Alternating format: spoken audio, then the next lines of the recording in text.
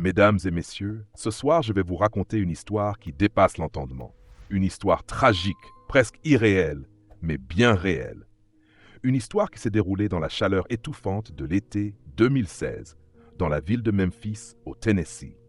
Une histoire où la folie, la religion et le drame familial se sont tragiquement entremêlés. Shanincia Gardner, une jeune mère de famille de 29 ans, allait commettre un acte dont personne n'aurait pu imaginer l'ampleur. Un acte qui allait plonger une communauté entière dans l'horreur, la sidération et la tristesse la plus profonde. Mais qui est cette femme? Que s'est-il passé ce jour-là, dans ce modeste appartement au cœur de la nuit? C'est ce que nous allons tenter de comprendre ensemble, au fil de ce récit douloureux. Le 29 juin 2016, Shanincia Gardner vivait une vie relativement ordinaire. Mère de 5 enfants, elle tentait d'élever seule sa famille dans un quartier populaire de Memphis. Mais derrière ce visage de maman dévouée se cachait une femme fragile, troublée par des voix intérieures qu'elle ne pouvait contrôler. Durant plusieurs mois, elle s'était éloignée de sa famille, se refermant peu à peu sur elle-même, évoquant des idées mystiques, parlant de Dieu, de démons, de purification. Ses proches étaient inquiets, mais sans comprendre la gravité de la situation. Cette nuit-là pourtant, le calme apparent allait brutalement basculer. Vers 1 heure du matin, les voisins entendirent des cris étouffés, des bruits de lutte. Mais dans cet immeuble modeste, ces sons furent vite noyés dans le silence de la nuit. Ce que personne ne savait encore, c'est que Shanincia venait de basculer dans un délire religieux meurtrier, un accès de folie qui allait coûter la vie à 4 de ses enfants. Lorsque les secours arrivèrent sur les lieux, la scène qui s'offrit à eux dépassa l'entendement. 4 enfants, âgés de quelques mois à seulement 4 ans, étaient sans vie, étendus dans les pièces sombres de cet appartement modeste. Une mère debout, immobile, semblant figée dans une sorte d'état second. Cette nuit-là, dans ce logement de Memphis, la mort avait frappé avec une cruauté inouïe. Le matin du 1er juillet, c'est un voisin inquiet qui appela la police. Il avait vu dans la nuit le petit garçon aîné, âgé de 7 ans, sortir précipitamment de l'appartement, le visage en larmes, appelant à l'aide. Le garçon, tremblant, raconta aux policiers ce qu'il avait vu. Sa mère avait tué ses frères et sœurs. Un récit terrifiant, difficile à croire et pourtant confirmé quelques minutes plus tard. Dans l'appartement, les agents découvrirent 4 enfants ensanglantés, sans vie. Chacun avait reçu plusieurs coups d'armes blanches. Le silence régnait, oppressant, comme une tombe. La mère, elle, semblait ailleurs, perdue dans un monde qui lui était propre, murmurant des paroles incompréhensibles, parlant de Dieu et de purification. L'aîné, seul survivant, fut confié à des proches, traumatisé au-delà des mots. Les enquêteurs commencèrent alors à reconstituer les derniers jours de cette famille brisée. Shanincia Gardner, autrefois femme douce et attentionnée, avait peu à peu sombré dans un délire religieux intense. Elle disait entendre des voix, affirmait être visitée par des anges et des démons. Ses appels à la purification laissaient ses proches sans voix, incapables de la raisonner. Ce déchaînement de violence, dans la nuit tragique, fut donc l'aboutissement de ce long chemin vers la folie. Le choc fut immense dans le quartier, où les Gardner étaient connus comme une famille modeste, mais unie. Personne ne s'attendait à un tel drame. Et pourtant, la réalité s'imposa, impitoyable. Derrière chaque crime terrible, il y a souvent une histoire complexe, un mélange d'ombre et de lumière, de douleurs enfouies. Dans le cas de Shanincia Gardner, ce mélange était dévastateur.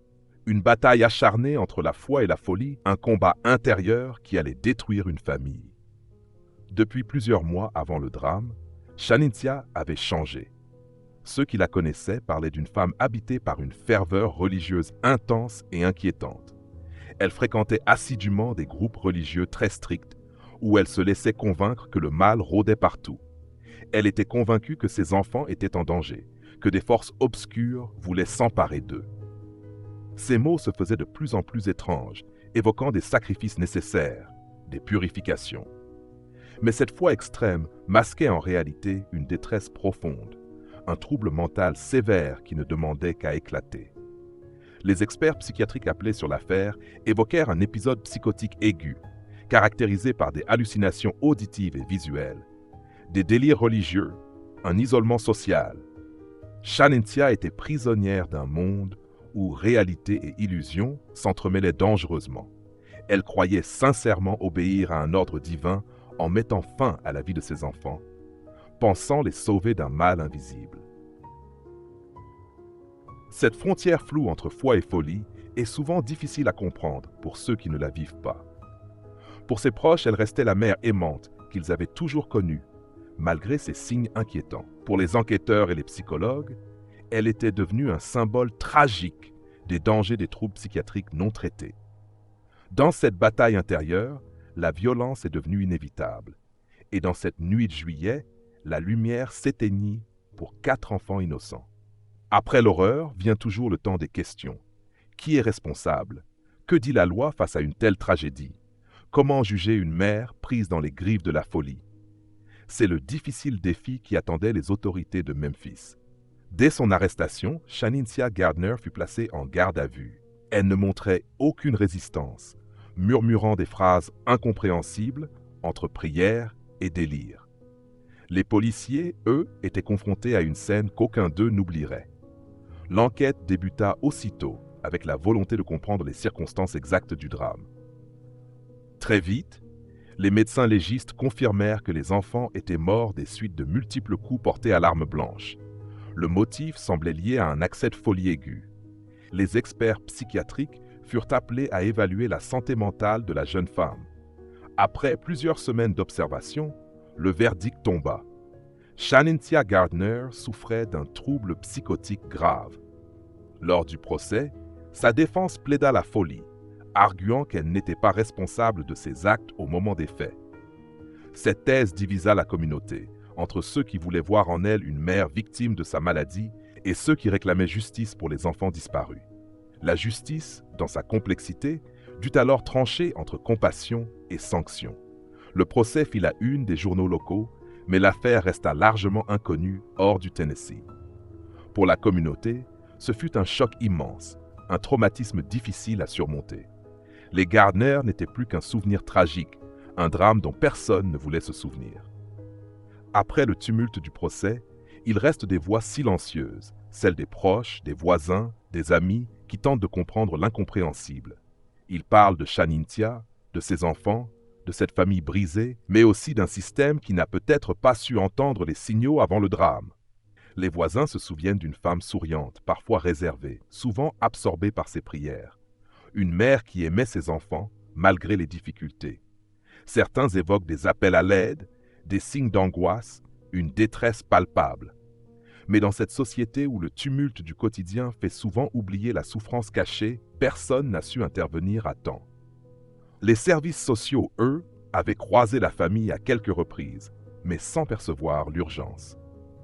La santé mentale de Chanintia était un sujet délicat, tabou, ignoré. Aujourd'hui, cette affaire pose une question douloureuse. Comment mieux protéger les familles en souffrance? Comment repérer la fragilité avant qu'elle ne bascule dans la tragédie?